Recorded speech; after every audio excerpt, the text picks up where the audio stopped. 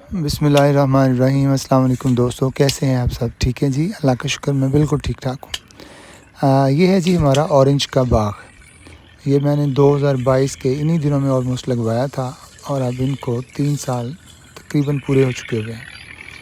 अल्हम्दुलिल्लाह 3 सालों में बहुत बेहतरीन इसकी तैयारी है।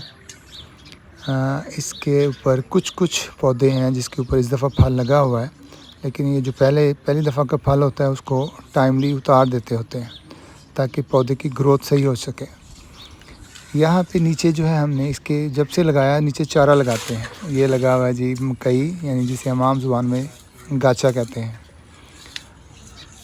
यहाँ पे इससे पहले हमने लूसन लगाया हुआ था, लेकिन वो चूँकि टाइमली ख़त्म हो जाता है तो फिर इसलिए हमने यहाँ पे ये गाचा जो है ना इसकी बुवाई कर दी। ये हम बकरियों को नहीं डालते, ये चूँकि ज़मीन खाली पड़ी थी इसलिए लगा दिया है।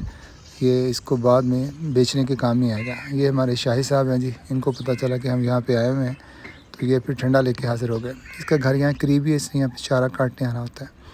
ये जो अगला एकड़ है इसके अंदर लगाया हुआ था हमने जंतर, चूँकि वो ख़त्म हो गया है तो अब ये थोड़े दिनों में इसकी जो है ना इसमें हल चलाएँगे और नेक्स्ट तैयारी करेंगे इसमें लूसन लगाने की। ये बंदा जी हमने नर्सरी से हायर किया हुआ है। ये 2-1 माह के बाद आके कटिंग कर जाता है। इस दफ़ा और लेट हो गया था तो इसमें बहुत सारी जो है ना खट्टी के जो हैं वो शाखें निकल आई हैं और शूटर शाखें निकल आई हैं।